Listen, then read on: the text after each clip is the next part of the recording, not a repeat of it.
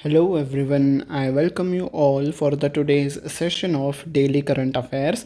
So those who are new to this session मैं उनको बता दूं कि हमारा सेशन कैसे आगे बढ़ेगा।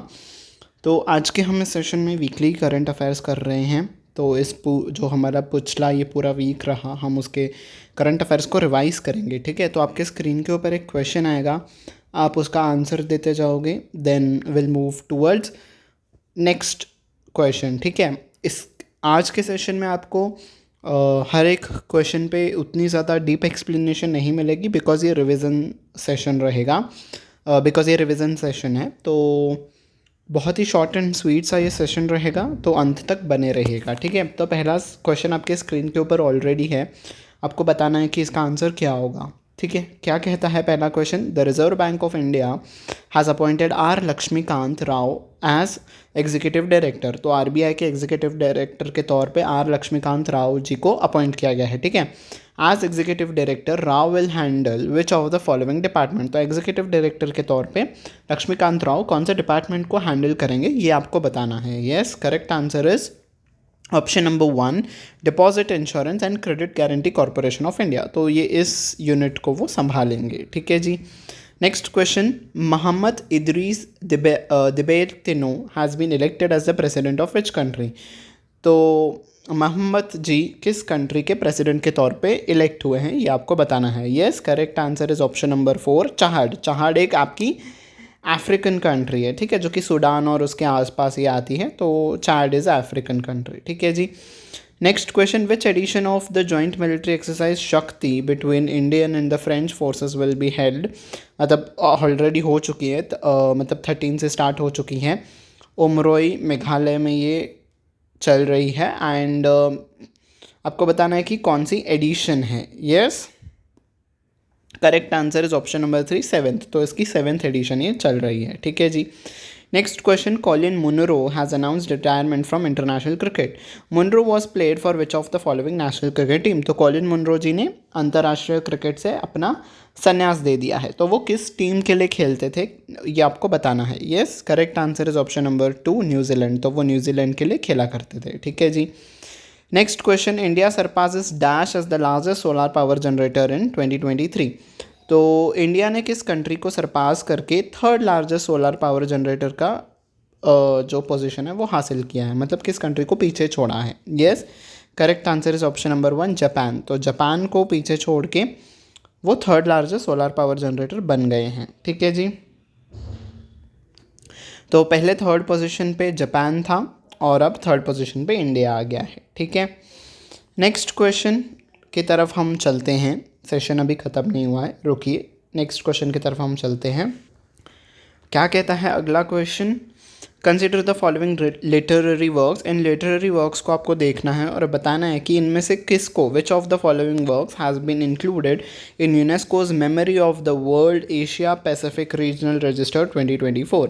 तो यूनेस्को के इस रजिस्टर में इन तीनों में से इन सभी में से कौन सा लिटरेरी वर्क को इंक्लूड किया गया है ये बताना है। क्या पंचतंत्र को इंक्लूड किया गया था?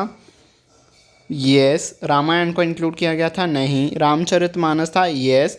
और एक था, राइट, 3 लिटरेरी वर्क्स को इंक्लूड किया गया था। 2 तो आपको मैंने बता दिए, तीसरा आप मुझे कमेंट सेक्शन में बताना। तो यहाँ के लिए हमारा आंसर हो जाएगा 1 and 3। ठीक है जी, that is option number 1।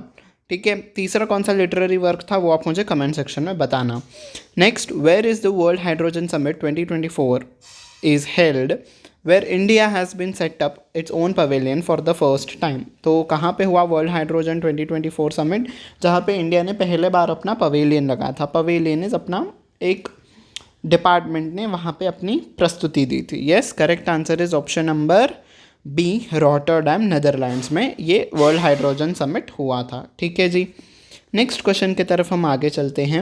Who became India's paddler to break into the top 25 world rankings. तो कौन है वो इंडियन पेडलर जिसने वर्ल्ड की टॉप 25 रैंकिंग्स में, टॉप 25 के पोजीशन में अपना पायदान मतलब अपना ये रैंकिंग बनाई है। Yes, correct answer is option number 1, Manika Batra. ठीक है, मनिका बत्रा जी ने टॉप 25 रैंकिंग्स में अपनी जगह बना ली है।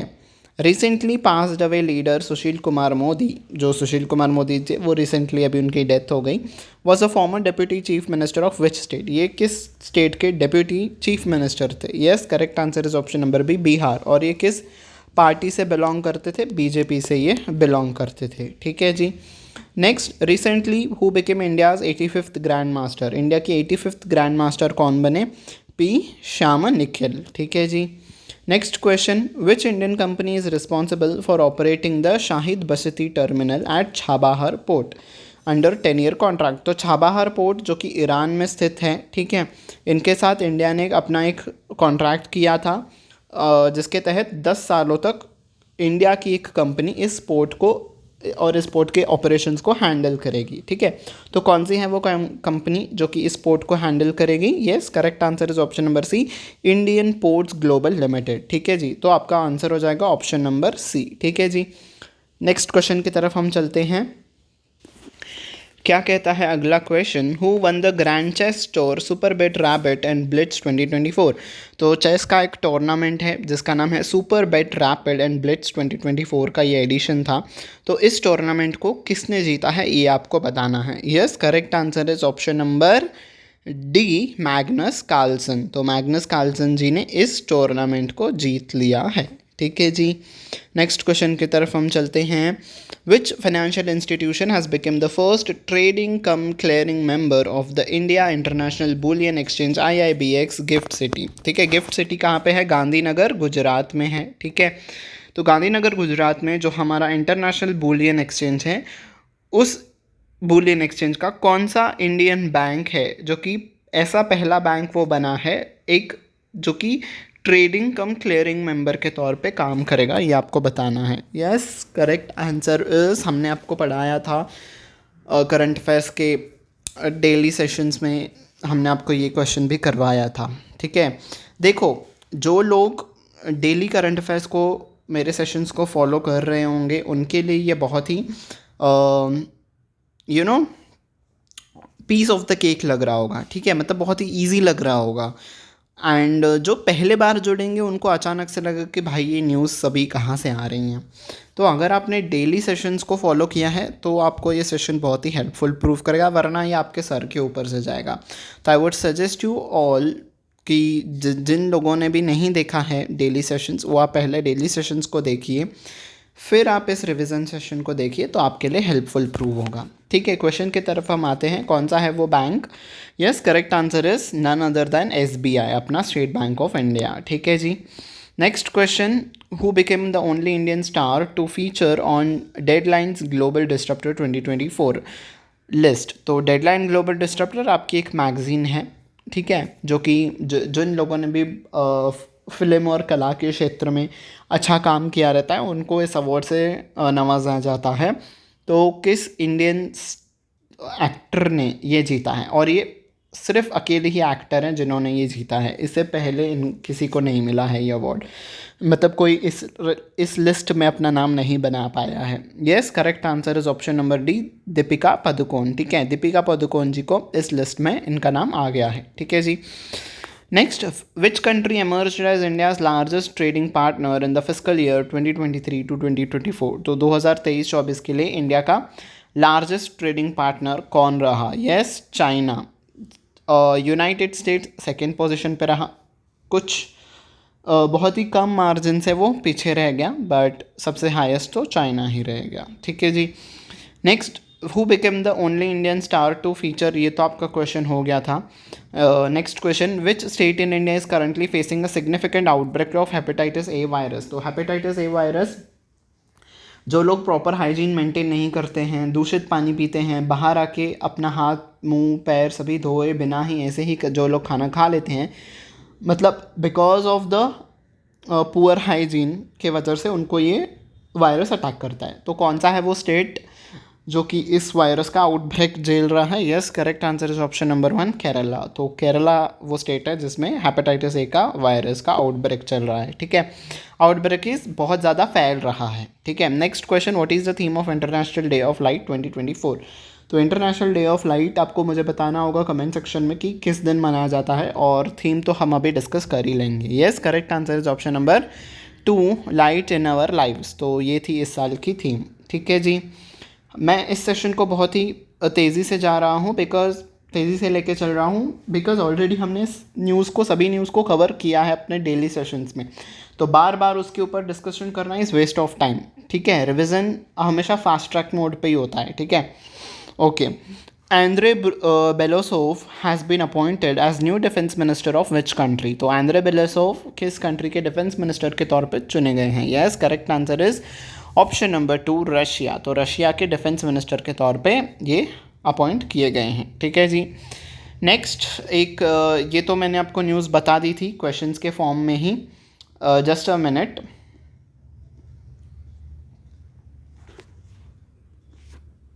जस्ट अ मिनट,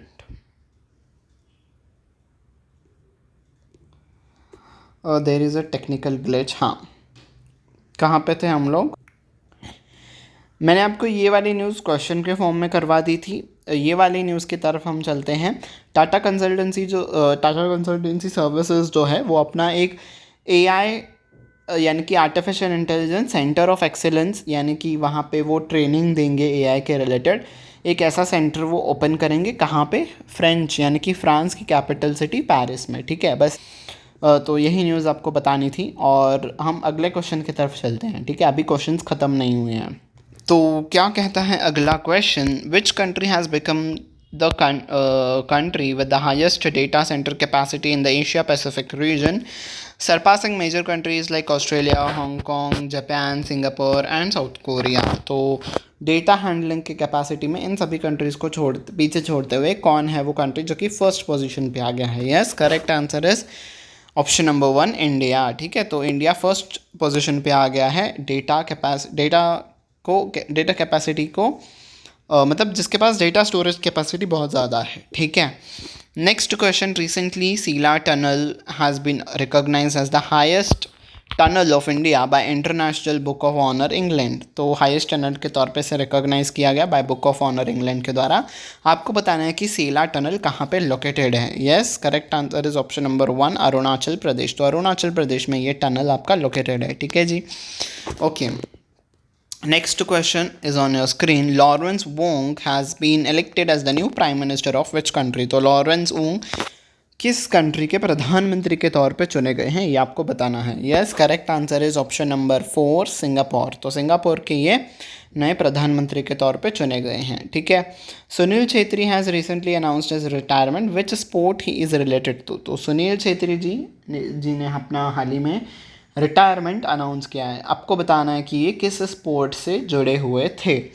यस, ये फुटबॉल से जुड़े हुए थे और इनका जर्सी नंबर क्या था? 11। ठीक है जी, फुटबॉल टीम के ये कैप्टन हैं हमारे इंडियन फुटबॉल टीम के। ठीक है जी, next question. Which country recently conducted a successful training launch of the multi guided missile rocket system फतेह-2। तो फतेह-2 जो कि एक मल्टी लॉन्च रॉकेट सिस्टम है। ठीक है, मतलब एक ही रॉकेट में से आप कई सारे मिसाइल दाग सकते हो। तो ऐसा रॉकेट जिसका नाम है फतेह-2, इसका सक्सेसफुल टेस्टिंग और ट्रेनिंग किसने कंप्लीट किया है, किस देश ने, ये आपको बताना है। यस, हमारे नेबर पाकिस्तान ने ये इसका सक्सेसफुल ट्रेनिंग किया है। ठीक है जी, लॉन्च किया है, टेस्टिंग किया है। Okay, where as Indian army establish the world highest tank repair facilities. तो सबसे हाईएस्ट ऑल्टीट्यूड पे इंडिया का टैंक रिपेयर फैसिलिटी बनाया गया है। आपको बताना है कि वो किस क्षेत्र में बनाया गया है। वो लद्दाख में बनाया गया है, पर लद्दाख के किस पार्ट पे बनाया गया है ये आपको बताना है। यस, तो eastern side of the Ladakh, तो ईस्टर्न लद्दाख में इस फैसिलिटी को बनाया गया है ताकि वॉर के टाइम पे हमें आसानी हो। ठीक है, आपको अब सिक्किम स्टेटहुड के डे के रिगार्डिंग स्टेटमेंट्स दिए गए हैं 2। आपको बताना है इसमें से कौन सा करेक्ट नहीं है, नॉट करेक्ट बताना है। ठीक है, May 16 के दिन 1975 Sikkim officially become the 22nd state of the country. तो यस, May 16 के दिन ही 22nd स्टेट के रूप में सिक्किम बना और सिक्किम को 36th अमेंडमेंट के द्वारा कॉन्स्टिट्यूट किया गया था। यस, ये भी करेक्ट है। तो कोई भी इनकरेक्ट तो नहीं है, तो neither 1 nor 2 will be our option. ठीक है, मतलब ये भी सही है तो ये भी सही है। तो इनमें से कोई भी इनकरेक्ट, आपको पूछा था इनकरेक्ट, तो इनकरेक्ट तो कौन सा भी नहीं है, तो नाइदर 1 नॉर 2। ठीक है जी, okay. Consider the following statements regarding Center for World University Rankings 2024। तो इस रैंकिंग को आपको देखना है, इसके मद्देनज़र आपको बताना है कि कौन से स्टेटमेंट्स करेक्ट हैं, ठीक है। The Indian institute of science secured the top rank among the best performing institutes. IISc, Indian institute of science ने पहला पायदान हासिल किया? नहीं, पहले पे तो कौन सा इंस्टीट्यूट था? IIM, ठीक है, IIM Ahmedabad. IIT Bombay has been placed at 501 position. क्या वो 501 पोजीशन पे था IIM बॉम्बे? नहीं, उसका आई थिंक 508 या फिर 580 कुछ ऐसे पोजीशन पे था। एंड 60, तो ये भी इनकरेक्ट हो गया, पहला ऑप्शन भी इनकरेक्ट हो गया और पहला स्टेटमेंट भी हो गया। एंड थर्ड स्टेटमेंट क्या कहता है? 64 universities and institutes have made it to 2024 edition of the global 2000 list. तो जो 2000 यूनिवर्सिटीज़ इंक्लूड की गई थी इस लिस्ट में, इंडिया की 64 यूनिवर्सिटीज़ इस लिस्ट में आई। तो क्या ये स्टेटमेंट सही है? येस, ये स्टेटमेंट करेक्ट है। तो हमारा ऑप्शन क्या हो जाएगा? ओनली 3 मतलब option number C is our answer, ठीक है। तो यहाँ पे मैंने आपको इन्फॉर्मेशन दे दी थी। IIM अहमदाबाद 9 स्पॉट्स आगे बढ़ के 410th रैंक को हासिल किया और ये इंडिया में फर्स्ट पोजीशन पे रहा। और IISc 7 प्लेसेस नीचे गिर के 501 रैंक पे आ गया। और देखो IIT बॉम्बे का 568 रैंक था, अब जबकि आपका स्टेटमेंट में 501 रैंक दिया था उन्होंने, ठीक है, तो इसीलिए वो स्टेटमेंट गलत हो गया। हार्वर्ड यूनिवर्सिटी जो है वो ओवरऑल वर्ल्ड में पहले पायदान पे बनी हुई है पिछले 13 सालों से, ठीक है जी। Next question, who recently appointed as NASA's first chief air artificial intelligence officer? तो AI ऑफिसर के तौर पे नासा ने किसे अपॉइंट किया है? Yes, correct answer is option number 1, David Salvagnini, ठीक है जी। तो नेक्स्ट क्वेश्चन की तरफ हम चलते हैं। Recently in the news where is the Yin Yang crater located? Crater क्या होता है? जब आपकी ज्वालामुखी होती है, जब वो फट जाती है तो वो कैसे गड्ढे की तरह आ जाता है, ठीक है, तो वैसा गड्ढा सा बन जाता है। तो ये क्रेटर कहाँ पे लोकेटेड है ये आपको बताना है। Yes, correct answer is option number C, Mount Nemrut. Mount Nemrut कहाँ पे है, किस कंट्री में है? ये आपका टर्की में है, ठीक है, ओके। नेक्स्ट क्वेश्चन आपको बताना है कि किस दिन वर्ल्ड हाइपरटेंशन डे मनाया जाता है? ये आपका कमेंट सेक्शन में मुझे आपको बताना होगा, ठीक है, आप लोग मुझे बताना। और इस साल का वर्ल्ड हाइपरटेंशन डे का थीम क्या था? Major your blood pressure accurately, control it and live longer, ठीक है। तो आप मुझे डे बता दीजिए, हम नेक्स्ट क्वेश्चन की तरफ चलते हैं। क्या कहता है अपना अगला question? Who is the author of the utopian novel Sultana's dream? तो सुल्तानास ड्रीम नॉवेल के ऑथर कौन है ये आपको बताना है, ठीक है। Yes, correct answer is option number D, Begum Rokeya Sakhawat Hossain. तो ये कहाँ से बिलोंग करती थी? आपका जो बांग्लादेश है, ठीक है, तब जब ब्रिटिश रूल करते थे तब तो पूरा इंडिया एक ही होता था, तो इसीलिए ये क्वेश्चन आपके इस पे आया है। बिकॉज जो यूनेस्को का जो हमने वर्ल्ड रजिस्टर का एक क्वेश्चन किया था ना, उसी यूनेस्को के एशिया पैसिफिक रीजन के रिकॉर्ड रजिस्टर में इनकी ये नॉवेल जो है इसको भी इंक्लूड किया गया है, तो इसलिए ये क्वेश्चन आपका न्यूज़ में आया है। और तब का जो बांग्लादेश था वो तभी इंडिया का पार्ट ही था ब्रिटिश टाइम पे, तो इसीलिए वो कहीं ना कहीं इंडिया से भी रिलेटेड है, इसलिए ये क्वेश्चन आपके एग्ज़ाम में आ सकता है, ठीक है। तो यस, ये कहाँ से थी? आज का जो बांग्लादेश है ये वहाँ से बिलोंग करती थी।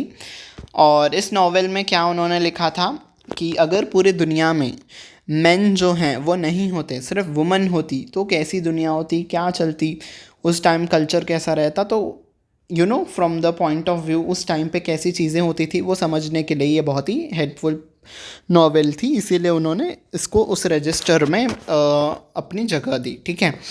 नेक्स्ट आपको बताना है कि Times Higher Education Young University Rankings 2024 जाहिर की गई। इस रैंकिंग में कौन सी यूनिवर्सिटीज़ आती हैं? जिन यूनिवर्सिटीज़ को आए 50 या उससे कम साल हुए हैं, एग्जिस्टेंस में 50 या उससे साल कम हुए हैं, तो वो यूनिवर्सिटीज़ इस रैंकिंग में अपनी जगह बना सकती हैं, ठीक है। तो आपको बताना है ये स्टेटमेंट्स पढ़ के कौन से स्टेटमेंट करेक्ट हैं ये आपको बताना है। 2 Indian universities, Mahatma Gandhi university और Anna university have ranked in the top 100 list. Yes, ये सही है। और नयांग टेक्नोलॉजी यूनिवर्सिटी जो कि सिंगापुर में है वो उसने अपना पहला पायदान सिक्योर किया है। यस, ये भी करेक्ट है। तो हमारा ऑप्शन क्या हो जाएगा? बोथ 1 and 2 आर करेक्ट, ठीक है, यानी कि option number C, okay. Next, who has been elected as the president of Supreme Court Bar Association. तो सुप्रीम कोर्ट का जो बार एसोसिएशन है उसके प्रेसिडेंट के तौर पे किसे चुना गया है? यस, ऑप्शन इज सी, यानी कि कपिल सिब्बल। ठीक है, ये आई थिंक थर्ड टाइम चुने गए हैं प्रेसिडेंट फिर से। ठीक है, okay. Next question, what is the name of Venezuela's only remaining glacier that has become too small to be classified as glacier. यहाँ पे क्लासिफाइड होना चाहिए था। ठीक है, तो कौन सा है वो वेनेजुला का ग्लेशियर जो कि पिघल के इतना ज़्यादा छोटा हो गया है कि हम उसे अब ग्लेशियर नहीं कह सकते? Yes, correct answer is option number A, Humboldt. ठीक है, और इसका दूसरा नाम मैंने आपको अपने सेशन में बताया था। इसका दूसरा नाम क्या था? ला कोरोना। ठीक है, ला कोरोना। इसकी जो भी पूरी कहानी थी इस ग्लेशियर की, वेनेजुला की, मैंने वो आपको डेली सेशन में समझाया है, आप वहाँ पे देख सकते हो। ठीक है, next question, which country has announced 10-year blue residency visa for individuals who have made exceptional contributions to protecting the environment. तो जो व्यक्ति या फिर ऑर्गेनाइजेशंस एनवायरमेंट को प्रोटेक्ट करने के लिए बहुत ही अपना महत्वपूर्ण योगदान दिया है, उन लोगों के लिए किस कंट्री ने 10 साल के लिए ब्लू रेसिडेंसी वीज़ा जो है वो अनाउंस किया है? Yes, correct answer is option number C, UAE. ठीक है, तो यूएई को जिन लोगों ने भी एनवायरमेंट के लिए काम किया है, सराहनीय, उन लोगों को 10 साल का वीज़ा मिलेगा। ठीक है, यूएई का। नेक्स्ट क्वेश्चन, वर्ल्ड एक्वेटिक्स जो है उसने इनॉग्रेट किया है highest competitive swimming pool at 8,200 feet. तो 8,200 फीट पे, यानी कि इतने ज़्यादा हाई ऑल्टीट्यूड पे एक कॉम्पिटिटिव स्विमिंग पूल का उद्घाटन किया है वर्ल्ड एक्वेटिक्स ने। वो आपको बताना है किस कंट्री में उद्घाटन किया है। और ये जो ओपनिंग हुई है स्विमिंग पूल की, ये किस प्रोग्राम के अंडर हुई है? Pools for all to promote aquatic sports. Aquatic sports जो कि पानी में खेल खेले जाते हैं, ठीक है, जो स्पोर्ट्स खेले जाते हैं, तो उन स्पोर्ट्स को बढ़ाने के लिए एक प्रोग्राम है जिसका नाम है पूल्स फॉर ऑल प्रोग्राम। तो उसी प्रोग्राम के तहत इस स्विमिंग पूल का भी कंस्ट्रक्शन किया गया है। किस कंट्री में ये कंस्ट्रक्ट हुआ ये बताना है आपको। Yes, correct answer is option number 2, Bhutan. ठीक है, नेक्स्ट, अब ये सिंपल सी न्यूज़ है। तो क्या है ये न्यूज़? जो स्कॉटलैंड की टीम है वो जो आईसीसी T20 वर्ल्ड कप होगा वो पार्ट ले रही है। तो इस टीम को कौन स्पॉन्सर कर रहा है? कर्नाटका मिल्क फेडरेशन का जो ब्रांड है नंदिनी मिल्क, वो इसको स्पॉन्सर करेगी। ठीक है, स्कॉटलैंड और आयरलैंड की टीम को स्पॉन्सर करेगी। और 2 जून से जो है वेस्ट इंडीज़ और यूएसए में ये वर्ल्ड कप आपका खेला जाएगा। ठीक है, ये लास्ट न्यूज़ है। अनमोल राय जो हैं, जो कि एक ट्रांस वुमन है, उन्होंने मिस पिंक नेपाल का जो खिताब है वो जीत लिया है। और ये कहाँ पे हुआ था इवेंट? काठमांडू में हुआ था। ठीक है जी, so yes, this was it for the day from my side. तो ये थी आपकी पूरी वीक की करंट अफेयर्स। आई होप आपको ये पसंद आया हो, and if you have liked it, don't forget to hit on the like button. Also, don't forget to share it with your friends. And also, if you are new to this channel, don't forget to hit on the subscribe button और bell icon पे भी press कर देना ताकि आने वाली classes की notification आपको टाइम टू टाइम मिलती रहे। ठीक है जी, तो यस, इसी के साथ आपसे विदा लेता हूँ मैं। Until you meet next time, take very good care of yourself. Bye bye everyone.